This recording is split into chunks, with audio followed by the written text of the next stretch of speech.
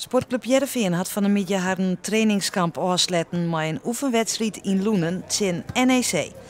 Roelof de Vries weer erbij. Ter ere van Abdelhak Nouri, de voetballer van Ajax, waarbij bloeiende hersenskeer constateerd is.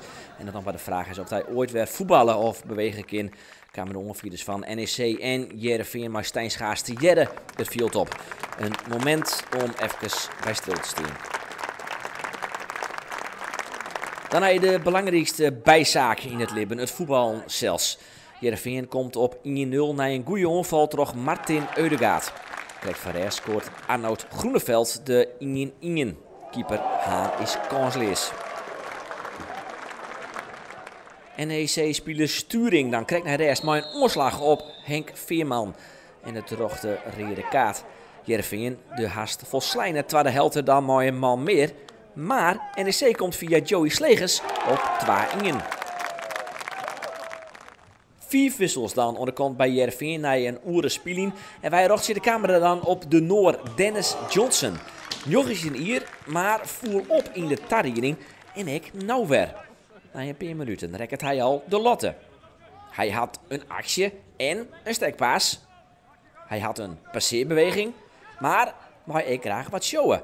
Zoek maar even naar dit moment. Een verkeerde paas, maar de oorname mooi de reg. Dan de passeerbeweging. De heerlijke paas komt ik nog on. Alleen nog spietig dat het dan net aanmaken wordt. Nog even in de verhelling, omdat hij zo vrij is. De oorname mooi de reg. En dan deze heerlijke paas.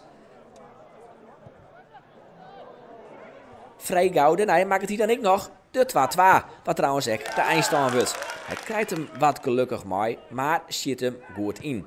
Dennis Johnson dus, een jongen om in de gaten te houden. Ja, buitenspeler, creatief, scorend vermogen, snelheid. Dat zijn denk ik wel zijn kwaliteit.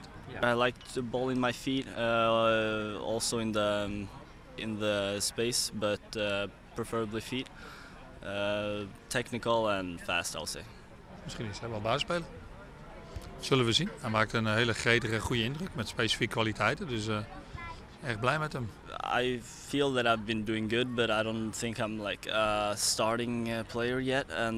But I think if I keep on doing what I do and just play football, the minutes will come, and then hopefully I can show myself. So.